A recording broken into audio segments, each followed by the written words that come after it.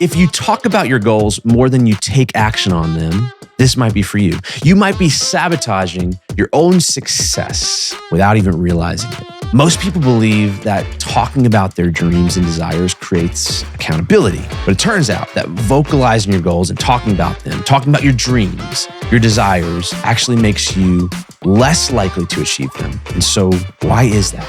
Let me tell you a story about myself. So just as a background, I've always had really big goals. I've always had really big visions, big desires. And for most of my life, I basically constantly talked about them to others. I got a lot of enjoyment out of talking about those goals and desires and ambition. And then I began to notice something. Most of what I talked about, I never actually accomplished. And maybe you can relate to this. If I did, it was actually maybe a little slower and actually to a lesser extent than what I actually had set in my mind to achieve. And then I noticed something else. I would look at other people around me, the people that I went to school with as I was growing up, the people on my sports teams. I saw that the loudest ones that basically talked the biggest game were usually the biggest losers. And by what I mean by that is they didn't achieve the goals that they set out to achieve, or they didn't live up to the words that they spoke about. They were the people that weren't the best, that didn't make the teams, that ultimately later in life, as I watched them, didn't achieve the greatness that they actually had talked about and boasted about. Not only did they not achieve those things, but they then became known for being all talk and no results. And who wants to be known for that? This actually became their identity. And then that became their life. And then I looked at those who actually had achieved great things, at least in my perspective. And I saw a very different activity. The ones who achieved great things were the ones who never really talked about what they were doing. They weren't loud. And in fact, the first time they achieved the great thing, many people were surprised, right? Because they didn't even know that they were pursuing that. Most people didn't even realize that they had been working on those particular goals that then they achieved. And now later in life, I see that in people that I coach and people that I mentor in all areas of business. I can see the same kind of things. The ones who love talking about what they're going to do are rarely the ones who achieve it. After observing this in others growing up, I learned something that changed the way I pursued goals forever. I actually restrained myself and I disciplined myself from talking about any goal until I had achieved it. When I talked about the goal before, I would get temporary satisfaction from telling others about my plans, and what I wanted to do and how awesome it was going to be. And that actually made me less motivated to actually do the work to achieve the thing. And it's kind of like getting rewarded for procrastination. And that's not a good thing, by the way. So once I made this change, I began achieving more and achieving it more consistently. And because I really talked about it, others were actually surprised when they saw the results. To this day, I literally have family members that when they see me at Christmas, they'll tell me hey, I had no idea that you were even pursuing this thing that now I see that you've done or have achieved. And it's kind of fun because you actually get to look at the look of astonishment on all the people's faces when they hear about, the company you purchased or the product you launched or the book you released or the podcast you released. For me, it's actually become kind of enjoyable. But at the beginning, it was really, really hard. Let's talk about why this is the case. So the brain has a reward system, as you know. It uses dopamine to hit you for the different things that you actually do. There are quite a few studies around this, right? There are studies around the idea of the likelihood of achieving a goal after you've talked about it. And this first study I read back in 2010, and it really shifted how I was thinking. It took two groups of people, and it basically let one group talk about what they wanted to achieve and the other group not talk about what they wanted to achieve. And what was fascinating is the group that didn't talk about what they wanted to achieve achieved those things at a much higher level. And the group that talked about what they wanted to achieve and were free to just discuss it and tell people how awesome it was, etc., were much less likely to actually achieve those goals. Another study that I looked up and I saw, which was actually the effect of dopamine when we talk about ourselves. it's pretty fascinating, but it turns out talking about yourself is up there with some of the most pleasurable things to do. Talking about yourself to release as much dopamine as the most pleasurable things in life to do, which is fascinating. When you combine these two things, you see how this works. When you talk about your goals, it triggers dopamine that kind of gives you a taste of as if you achieved that thing. But obviously, it's a cheap shell of the thing, right? You didn't achieve it. But because your brain is so good at imagining, it gives you a little taste of what it feels like to have achieved that thing. And this provides the short-term satisfaction, which actually replaces the act of achieving the goal, right? Which replaces the act of working towards the goal, which is the hard part, right? Your brain doesn't like doing hard things. So the best thing is to continue doing the thing that creates the dopamine the fastest, which is talking about it, versus actually the work that it takes to do it. If you're rewarded for talking, then you're less likely to continue with the doing, which is the act of achieving the goal. And you're more likely just to continue talking about your goals and et cetera, et cetera. This is why when people create New Year's resolutions and talk about them, they rarely, if ever, accomplish them. In fact, most people create New Year's resolutions for the perception to other people. This actually also goes in line with the power of your words. We've talked about the power of words before, and I can link to other episodes where we discuss this, but your words have so much power. You can speak literally into existence what you want, right? And so how you talk about your goals is really important, right? And the way I would do it is I do it internally, right? Because when you talk externally about what you're going to do, your words have so much power, it gives you that dopamine hit that creates the inaction. And that goes to the idea of how you used your words to benefit you. And so saying you will do something is different than saying you did it.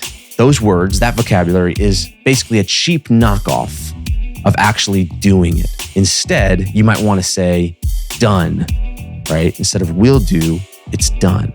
But say it to yourself. Say it internally. External talk needs to match the accomplishment, the accomplishment and achievement of the thing. Then you'll be inspiring to other people versus come off as a sellout to other people who talks a big game but actually doesn't come through. How do we put this into action? So I've got a few steps here, 7 steps to achieving and putting this idea of talking small and achieving big versus talking big and coming up short. So the first one is identify your most important goals. So this goes without saying, right? You must identify goals and truly believe in them. And they must be real goals. They can't just be like, hey, I'd like to lose 100 pounds or 10 pounds or whatever it is, right? It needs to be, I want to do this thing. I care about this thing. I want to do this thing. That's the first step. The second step is visualize and get excited about achieving it. The goal spoken is not really enough, and we know this, right? And in entrepreneur culture, there's like a lot of talk around visualization, but the truth is visualization is really powerful. And if you don't believe me, go watch the Arnold documentary on Netflix because it's really, really awesome. And it shows how powerful visualization is. But visualization is the idea of using your superpower, which is your creativity and your imagination, which was given to you by God, right? Which is the most powerful thing, right? Human beings can literally imagine things and bring them to life. We're the only thing on the planet that can do that. There's power in your imagination and your creativity. So you leverage that. You must visualize what you want to achieve in absolute detail so that you can start to taste it and feel it. Because you're not talking about it, you're not going to get the satisfaction of it. You're just going to get the desire for it. Okay, so that's the second step is visualize that goal and that achievement at a deep level. The third is you must then connect your goals to a strong why, right? A strong reason. I've talked about this before, and I'm not the first one to talk about this, but the why behind the goal is really the biggest factor in achieving that thing. The bigger the why, the more likely you are to achieve it, right? Why is that? Because number one, a great goal is going to be difficult to achieve. There's going to be a lot of work involved in it, right? And by definition, it's going to be hard along the way. And there are going to be challenges and battles that you have to face and all kinds of struggles, right? If you don't have a strong why, you're not going to go through the effort to achieve the goal. This is one of the reasons why someone may say, I want to get in shape, and then not get in shape, because their why may not be strong enough to actually make them do all the hard work of not eating the things that they can't eat and working out at 5 a.m. and doing all these different things, right?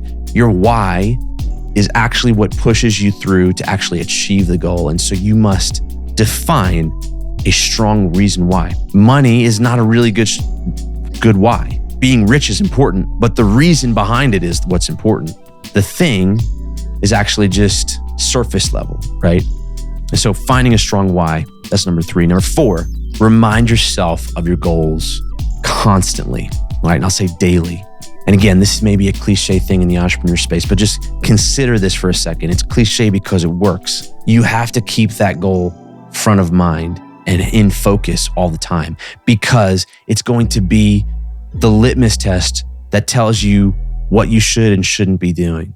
The only way to stay on track is to be reminding yourself daily. This is why the why is important and why the visualization is important, because those 2 factors make it stick in your mind more, right? When you remind yourself and you do the visualization of it and you've done the work around the why, then it has impact every single time you remind yourself of it, right? A surface level goal that you remind yourself of daily is not going to get accomplished. Number 5 is now you have to start doing the work, right? And this is where a lot of people fall off. When it comes to achieving goal, here is one of the things that if you take nothing else away from this, take this away. Like what I've found, which is fascinating, one of the biggest revelations that I've found is achieving the goal is about forgetting about the goal. Now, I know I just said remind yourself about it daily, because that's to keep your North Star. But the truth is like you cannot accomplish a goal. You can only accomplish tasks of which your goal is a byproduct. And so really the value and the progress is in the doing, right? So you must make the things that are required in order to achieve the goal, your goal, right? So does that make sense? Let me break it down again. I've talked about this idea of action habits, and I've also talked about the concept of valuing the process of winning. John Maxwell says, winners value the process of winning, losers only value the winning. The secret to achieving a goal is to make the doing your goal. You must make the equivalent of, for Michael Jordan, the practices and the footwork and the shots and the training and all that kind of stuff. That was his goal daily. The championship wasn't his goal, because in order to achieve the championship, he had to do those things daily. That had to become his goal. You must make the work your goal in order to achieve your goal.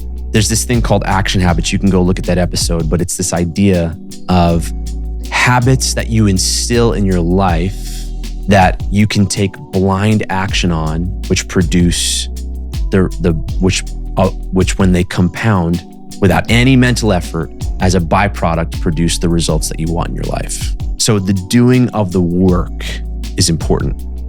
Number 6, here's the secret. Don't discuss your goals with anyone until they're accomplished. And this includes social media posts. This takes great discipline. Once you're aware of this, I challenge you when you're in a peer group, and this is especially a challenge when you're trying to put on a front to other people to make them think that you're really important. Notice the times when you're feeling like you want to talk about the thing that you'd like to achieve, the goal. Notice those times and then catch yourself, right? And you're going to catch yourself when you're about to talk about those future achievements, and you're going to stop and you'll be silent. And it's going to be weird and it's going to be very annoying. But doing that, I felt it, is going to allow you to not get the temporary dopamine hit of talking about it, and it will just eat you alive until you can actually talk about it, which is after you've accomplished it. And that is what's going to help you do it, right? Not letting yourself get a taste of the energy and the excitement just by talking about it, because that's just cheap and it's not what you want. And lastly, only talk about it once you've achieved it, right? So once you've achieved something great, talking about it is important. And I don't mean talking about it from like a boasting standpoint. I mean, when you talk about it in a genuine way, you inspire others, you teach others. There's so much value in talk from people that have done. When Michael Jordan talks about how to win a championship, do you want to listen to that? If you're in basketball, yes. When John Starks talks about wanting to win a championship, do you want to listen to that? No. And I was a Knicks fan and a John Starks fan, but he never won a championship. He missed 33 pointers in a row in the finals. Talk from a champion is valuable. Talk from someone who's achieved something great is valuable. And so save it for the end because it'll be powerful for you and everybody else. Following these steps, I think, is one way to stop sabotaging your own success, where you procrastinate and you don't achieve things and then you wonder why. Stop getting rewarded for procrastination. Now that you're aware of the dopamine that comes from talking about something and the way that it's sabotaging the execution of the thing that you want, you can actually now stop doing that and hopefully gain more momentum and achieve more. So you need to go from talking about what you will do to talking about what you have done. Set goals in the quiet and begin to execute them while no one's watching, and watch how fast you begin to achieve them. I hope this is helpful in helping you live a high performance and successful life. For more tips like this from me or to work with me, you can visit kennethott.com or kenott.com. That's KENOTT.com. And until next time, thanks and never stop growing.